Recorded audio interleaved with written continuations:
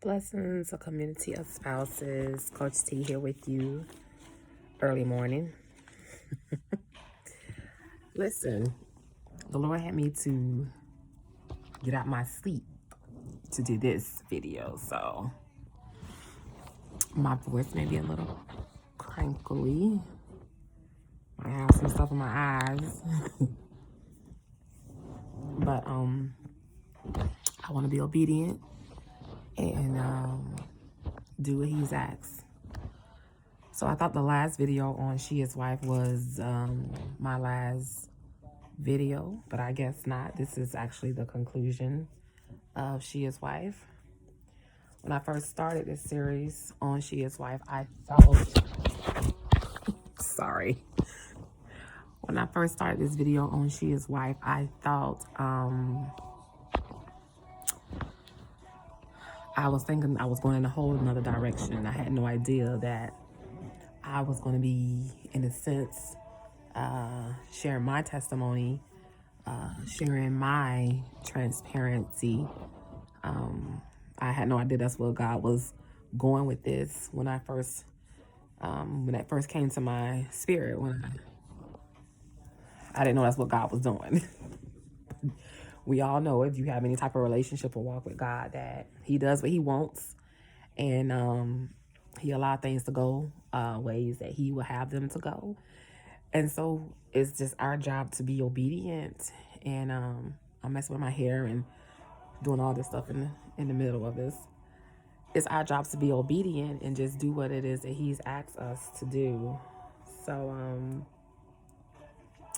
that's what I'm doing. Talk about humility, baby. So I wanted to share with you, today is actually my 15th year marriage anniversary. The things that I've been through in 15 years. And I wanted to share with you, I had not really paid attention to the number 15 because I'm always focused on the number 13. But today, I want to share with you what the number 15 means, and then kind of go from there. According to the Bible, number 15 is considered to be not only a symbol of rest, but also a symbol of restoration, healing, and deliverance. Also, this number could be a symbol of redemption and sacrifice that Jesus made for us. And so that's what the number 15. So it is my 15th year anniversary today. Happy anniversary to me. And I'm on here to conclude She Is Wife. And this is my anniversary Chronicles. So, as you probably have seen on the previous videos, I've shared some things with you, some transparency with you. And I think today, I thought the last video was hard, but I think today is hard. But it's not hard in a sense where I'm in tears, but in a sense it's hard just because it just shows you who God is. And when God has a call on your life, or when God is doing something in your life, it doesn't matter what others say, or it doesn't matter what may be going on. We do what God tells us to do, period. That's the conclusion of that. And so yeah,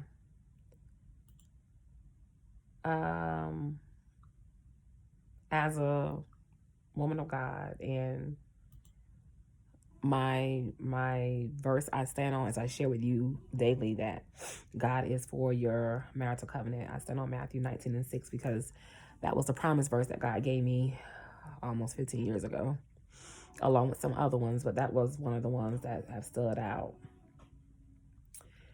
And so I don't know what's harder, right? I don't know if it's hard to know that your spouse is cheating, to catch him in the acts of cheating, as far as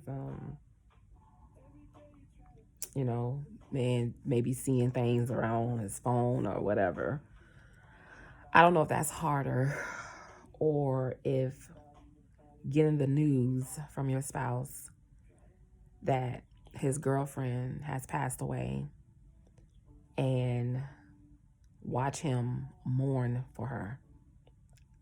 I don't know what's harder. Not only watch him mourn for her, but also watch him and listen to him express to you the life that they were preparing as he made his exit out of our home.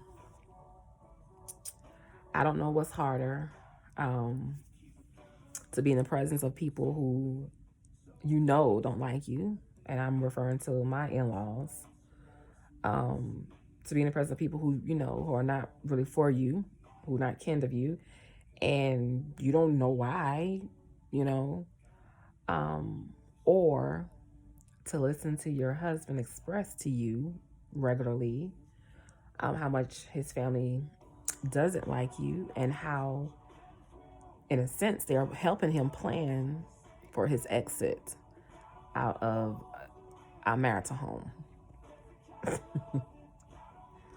But, thank you, God, for buts. If God be for you, who can be against you?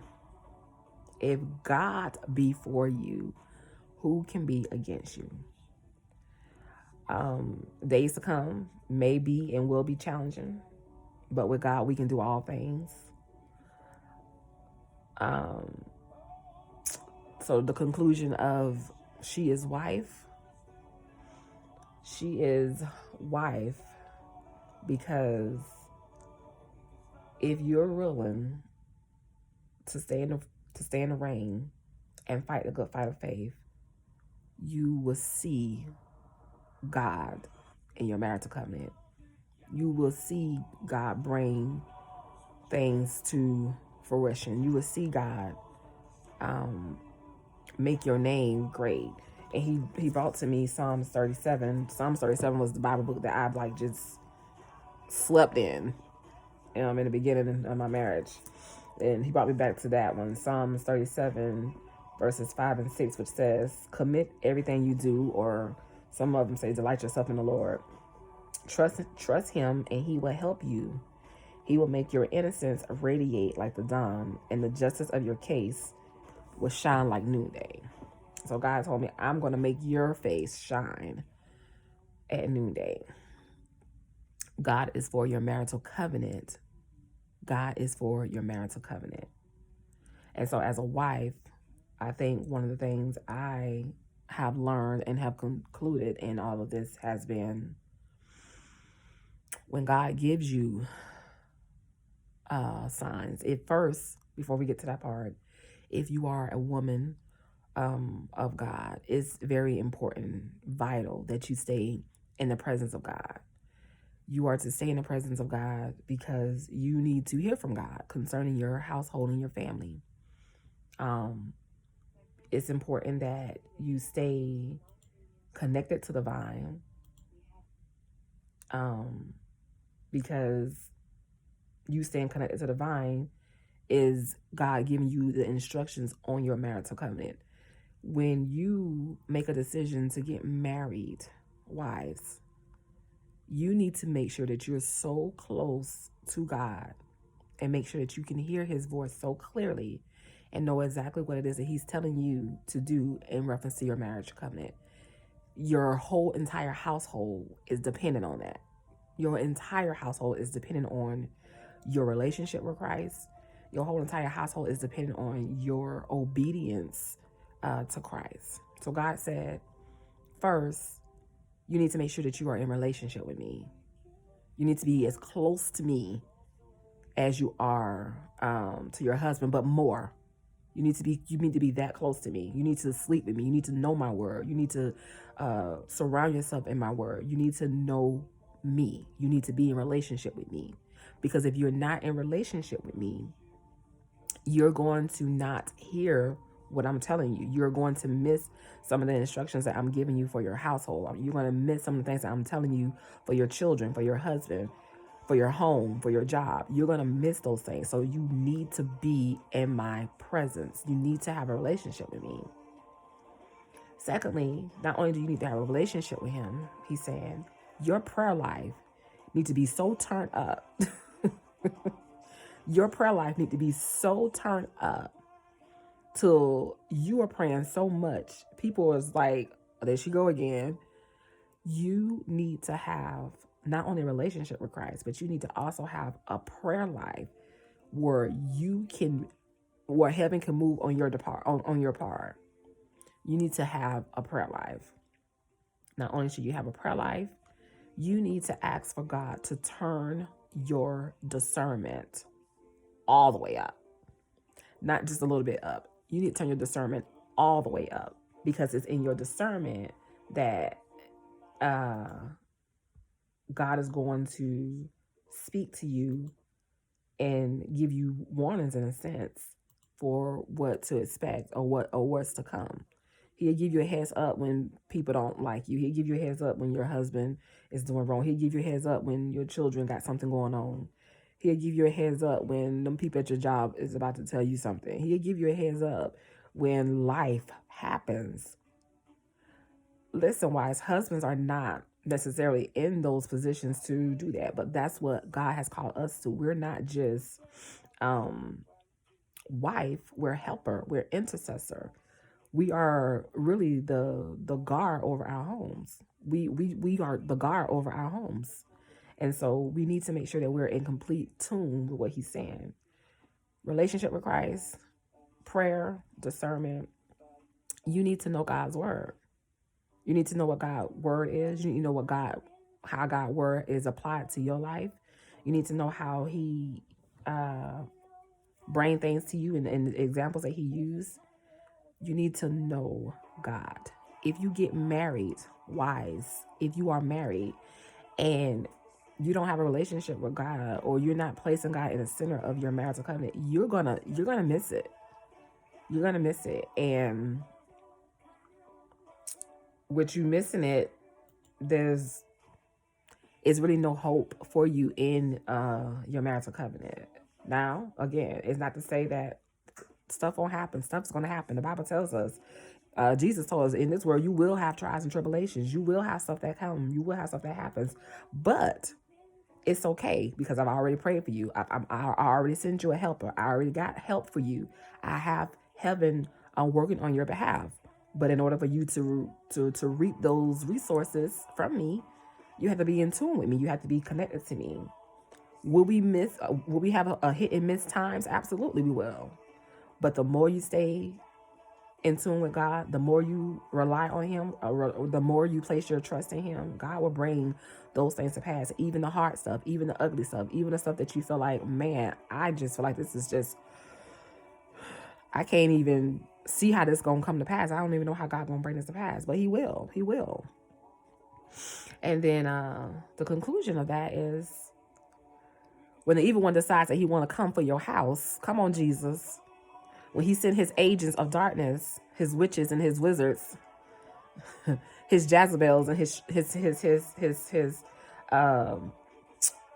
darkness assembly, when he wants to come for your house, he'll think twice before coming to your house, because he knows that you are a woman of God. He knows that you are standing guard. He knows that you will fight for your family. He knows that you will not cave in. You will not be moved. You will stay steadfast, unmovable. You will stand. You will guard your home. You will represent Christ here on earth. Listen, even if your spouse isn't wise, even if your spouse isn't, even if no one else around you isn't, you, wife, the enemy is after, because you, wife, you are like the fork in the marital covenant. You're like the glue that keeps you together. You are that one, that person that says, you got to come through me first. If he can get through you, your home could fall. The home could go down. And that's what I feel like the Lord wanted me to share with you on this morning. God is for your marital covenant. Doesn't matter what it look like, feel like, seems like. God is for your marital covenant. Stand on his word, stay close to him, develop a strong prayer life, not just those ABC prayer lives. You have to do some warfare sometimes. You have to do some hard prayers. You have to pray some hard prayers. You have to do the work, because marriage is work. And a lot of people sometimes think, and everybody's testimony is different. My ministry is about the unbelieving spouse. Some other people's testimonies may be about, husband and wife doing things together, whatever. Mine is about the unbelieving spouse. Everybody's ministry is different. And yes, couples have to do work. But if one person is willing to do the work, then God will make your face shine like noonday. God will make your marriage shine before others like noonday. So I hope that has been a blessing to you. Listen, she is wife. Blessings.